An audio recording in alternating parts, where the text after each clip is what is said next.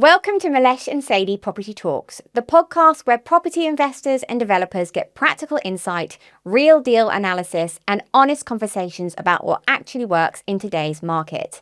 And we'll analyse a real deal in our new feature, The Hot Seat. In this episode of Series 3, the Investor and Developer Playbook, we're breaking down the 5 decisions that make or break a deal. We'll look at strategic choices investors need to get right before they commit to a project. Sadie will explain how layout changes can dramatically affect value in our room of the week. Let's get started. So, 5 decisions that make or break deals. Yeah. So from a strategic point of view, I think there's a few things, 5. Namely. Well, I hope there's 5, otherwise we're stuck. So exit clarity is really, really crucial. I've banged on about this loads before, right? Yes. Have 2 exits as a minimum. Okay. So if your idea is to flip it, then fine, do those numbers, but also do the numbers on a scenario where you may have to refinance. Yeah. And on that, if flip is your primary exit, then you need to make sure that it washes its face. So it's not going to cost you money if you have to refinance suddenly and then choose to keep it. So that's a key one, which I've talked about a lot. Area affordability is number 2. Yes. So know what your ceilings are in terms of maximum values in that area. I think that's really important. Do you know what sometimes I hear quite a bit of is people going, well, the ceiling price is this, but this one's going to be worth such and such. It's like, no, the ceiling is the ceiling. You can't just assume you're going to I think your risk is increasing. Yeah. If you go in with that kind of assumption. Loads of things that kind of can contribute to that thinking, because once you're in it, you feel like you want to live there. Yeah. And then the heart moves in over the head. Yes. So all of those factors are at play, definitely. The emotional attachment to a property is strong, and even if you're developing it, because you love what you've done. Yeah. And so you ultimately think, well, then everybody will love this and they'll want to pay more for this.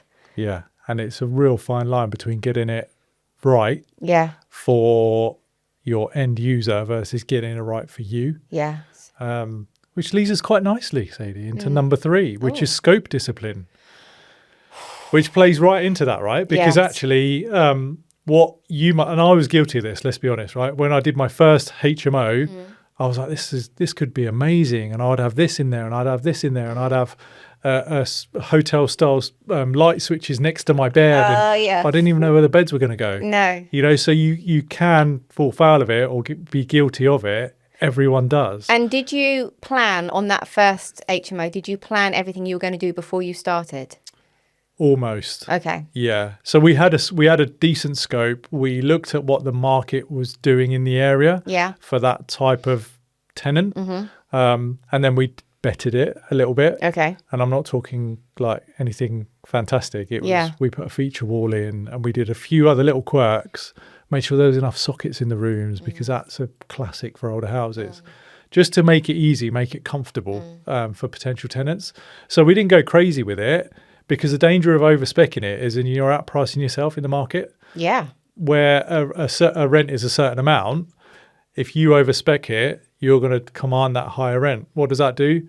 Everyone will do that, push the rents up, and then is it affordable? Yes. So that's a real danger. But keeping in scope, within that scope is so important.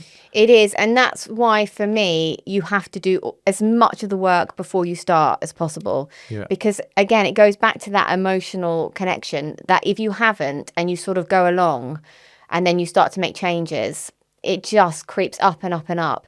And I tell you another thing that you see quite commonly is a contractor will go, oh, well, we're here. Do you want us to just, or should we just add this, or we could just do that?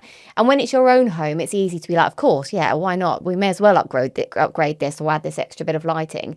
But if it's a flip or you're renting it, you have to be so firm with actually the value that you're going to put in and your ROI at the end. Yeah, and do you know what? Just linked to that, certainly people who are starting out, and I was guilty of this again on the first one, is I got 3 builders out, as you do. Yeah. I had an idea of what I wanted to do, but nothing was fixed. So guess what? all 3 builders came in. I said, I want this is, what do you think? What do you think? What do you think? Yeah. Like, worst question I could have asked. Yes. Because guess what? The quotes I got back were all very different. Yes. And so I wasn't comparing apples with apples. No. So that made it really difficult. I got those 3 quotes, then decided, right, this is exactly what I want. And then I had to go back around the houses, it was all fine, but it just took a little bit longer. I was going to say, it's not a bad exercise to do if you've got endless time, because you're right. Contractors, I love meeting a contractor early on site because we can really flesh out what's possible and actually, how much is this all going to cost if we go down A route or B route. But you're right, you then do have to have a really clear scope of work that is then specced out and then handed back to the 3 contractors for actually accurate quoting. Yeah. So the ideal scenario, because time is money, Yeah. because your money is costing you every day that you're not renting it or selling it, right? So what we did going forwards was we were very, very specific on what we wanted, and we rarely budged from that when we were getting quotes. Yeah. And that made the process just so much easier. Yeah. And quicker. Yes. So scope discipline's a really big one, and it links to the heart over head or head over heart, whichever way you want to do it. And that links to the demographic analysis and the postcode analysis, really, isn't it? Completely. Because you need to be creating that scope of work that is right for the area and the end buyer and your ROI. Yeah, completely. So what have we covered? Number 1, exit clarity. Number 2, area liquidity or affordability. Yeah. Number 3, scope discipline. So the last 2. So finance structure is number 4, which feeds into exactly what we've been saying. The time delays that you create on your own is costing you money. So it's going to happen. Allow for a little bit of it, a bit of wiggle room when you're doing your project planning and all that. However, the cost of that needs to be considered as well. So, for example, if you've allowed, I don't know, 6 months for a build from completion to it being ready to refinance or sell, make sure there's a little bit of fat in that around some timescales, and that your finance is suited and lined up to that as well.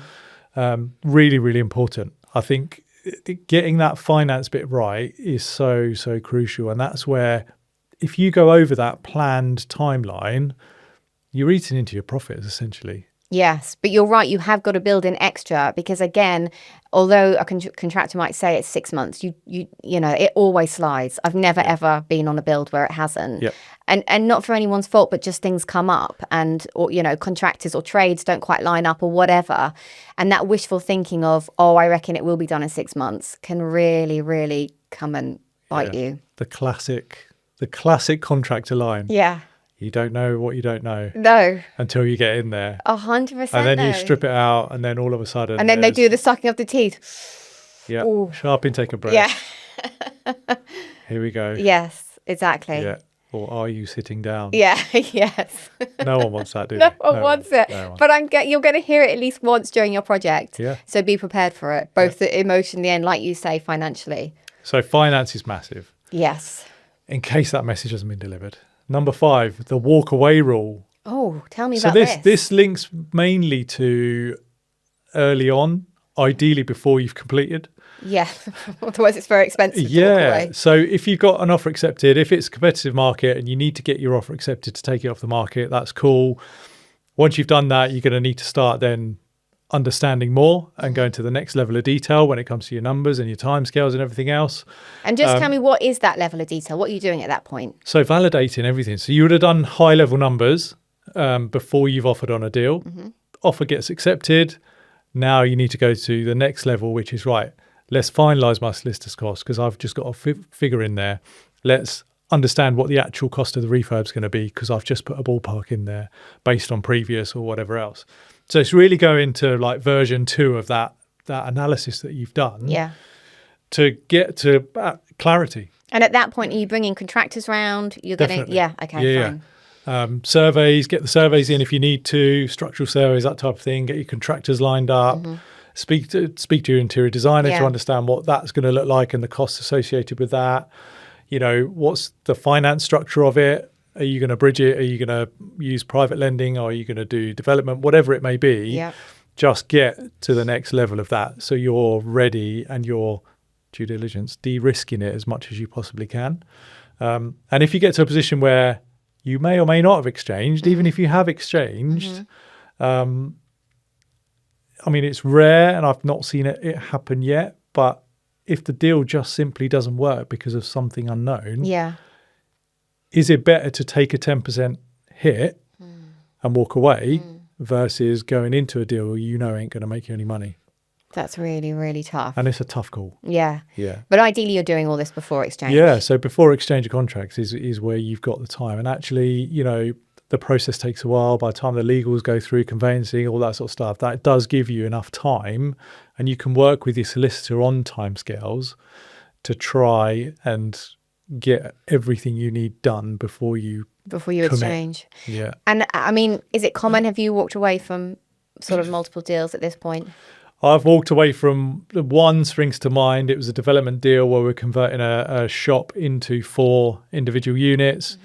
We actually spent some money on the planning application for it before we exchanged contracts. So yes, that was a risk, but we were confident on it. And you did that just because of the time. You wanted to basically get that going through already. Completely, yeah. So we didn't want to be in bridging or development finance longer than we needed to. So we decided to fund that initial bit. And then through conveyancing, we found issues with the existing tenants and the fact they couldn't leave, which would have just increased the risk so much. So we kept it, kept talking, relayed where we were at with stuff to the vendors through the agents.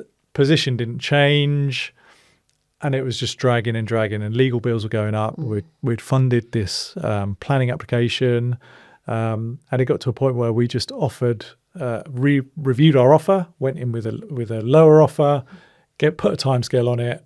They didn't come back, and we walked away. Wow.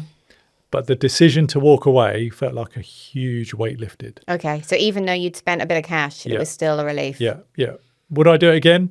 Ideally not. But I think the fact that we walked away was better than sticking it out. What would you have done differently on that? We probably could have held off on the costs with regards to the planning and stuff, but we were so sure we wanted it to work, and it was a good deal. It was a really good deal, but the issue with the tenancy that we had with the existing vendor just meant that it just wasn't a risk we were prepared to take. Yeah, totally understand. So yeah, done more quicker. Yeah, at the start. Yeah.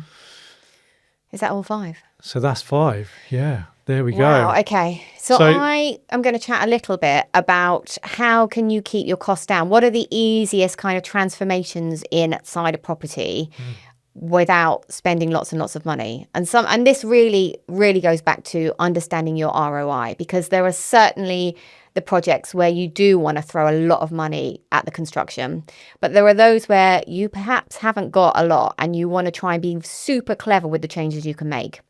So I'm going to list a few, and great. And then jump in if you want.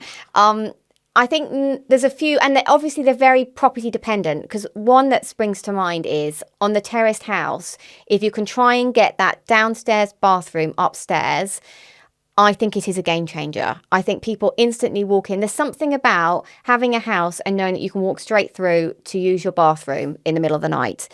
If it isn't possible, then you do need to make sure that ground floor bathroom is super cool, because it has to then still be something that's amazing. Because what you don't want to have is a downstairs bathroom that is also just a bit there. But if you can get it upstairs, and there are many ways. We did one actually where we had a kind of sizable second bedroom, and we had a cupboard that went over the stairs, and that meant that we could sort of create an L-shaped bathroom. It wasn't the biggest, but we managed to sort of be very clever with the spatial planning, and it just meant that we could still keep all the bedrooms, but we also got that bathroom in. But I would even consider, if you had a very small box room upstairs, losing that. I was just going to say, actually, is it worth it? Yeah. Over the cost of a losing a bedroom. I think it is only because the box room, we went through the era from sort of 1930s onwards of when this box room got created, which is a rubbish room because who wants to sleep in it? A box. Well, it's basically a box. I mean, it's named that reason, isn't it? So why have that rubbish room when you can actually create a really lovely bathroom upstairs? And it doesn't mean that you actually necessarily get rid of the bathroom downstairs. You might still keep that too. So that is easy change number one. I mean, obviously you've got the cost of plumbing, etc., but you're not creating any additional space and you're not knocking through, which leads me to number two, which is the knocking through. This is the one that's probably the most commonly seen. Okay, hold on. Sorry, I'm going to pause there, right? Oh, yeah. So let's go back. Let's go back to bathroom. Yeah. So with that, if the bathroom goes upstairs, yes, what could you do with that additional space? And are you likely to still get the values that you want? Well, you have to understand the postcode analysis, demographic analysis. Yeah. So who is going to rent that property next? Because if it is a family and perhaps it's like a young family, so they might only have one child, then they want that bathroom upstairs. That's a big win. In which case the downstairs bathroom, you might try and split it to still keep that downstairs small toilet area because that's a real plus for a family. But utility space, any rooms that can work really hard to sort of hoard family mess, if you like, is a big plus. What about swap? Swap. So bathroom goes upstairs. Yes. Bedroom comes downstairs. It depends on the size of what that bathroom was. Because if you're just creating another box room, and also it depends on who's using it next, because if it is a young professional house, let's say, and you could basically get just about a single bedroom in there, then maybe, because it's still something you could rent out to a young professional. Yeah. But otherwise I would be, I'm not sure about that. I would rather see it become a usable part of the house, maybe even a bigger kitchen, because they're traditionally at the end of a kitchen. So if you can then knock through and create an actual sizable space. Okay, interesting. Have you finished on that? Yeah, carry on. Thank you. The knock through is number two. And this is the one you see sort of most commonly. Separate kitchen, separate diner, neither are that big, knock them through, have them together. It tends to need an RSJ to support the structure above. What's an RSJ? Oh, I actually don't know what it stands for, do you? It's a steel. It's a steel, yeah, but I don't know what Piece the of R. metal. So it must be R steel something J. But it means that the floor above is it needs extra support. So if that wall comes out, you've got to support the floor above, and you need to take a steel that goes across, and then you have two pillars either side that are normally hidden within the walls.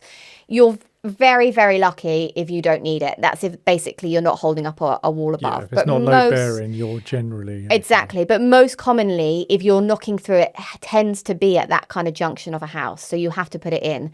And they are costly, and obviously the manpower required to put them in as well. And you need building regs. Exactly.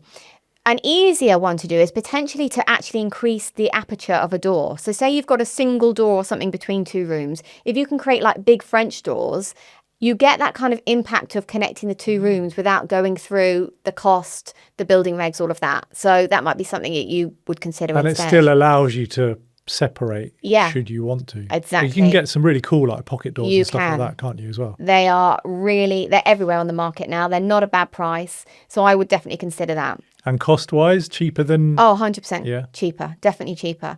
Because you're doing a lintel, you're not doing an RSJ. Yeah. You're not holding up the wall above. Yeah. You have to be obviously careful how much of the wall you're removing for this new aperture. But still, no, much easier, much cost-effective. Gold. Cost-effective. That Gold. is. Thank you. Keep going. My number three is, now this is a bit controversial. How many have you got? I won't go on for long. I'll do one more, okay? But this is a bit controversial. Go on. If you have a house which has an internal garage, Milesh, why is it controversial? I use my garage for my car, just for clarity to everyone listening. So Milesh has a garage in his house, which could be usable space in your house, but no, it's just houses your car. Why do you have garages? For cars? Yes, but I think personally, no. It's a bit old school. Most garages, if you've got a drive, they can just live on the drive, yeah? This bit of very expensive house could then become a usable room. And for not that much money, because all you're looking at is insulation, first fix it's like I'm trying to convince Milesh to do his. Wiring, plumbing, some heating. That's all you're looking at. And of course, you have got to put in a window at the front. So you are looking at planning on that.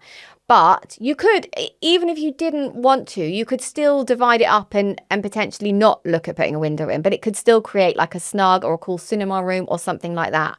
So that is number 3. This is what Milesh should be doing, just putting it out there. So my car's got its own floor. Your car it's got heating in it. Floor. This is ridiculous. It's got electrics in it. Should it need 2?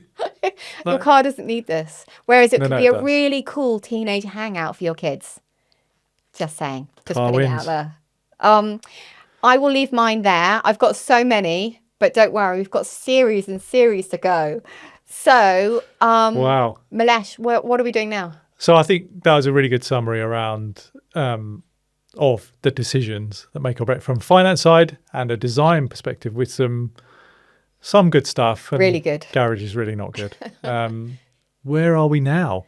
Yeah. So we've introduced this hot seat. I know. So it's an opportunity for people to ask us some questions. Yes. That are relatively specific on deals they might be looking at, deals they might be in, or might just want information on getting started or whatever it may be. So yeah.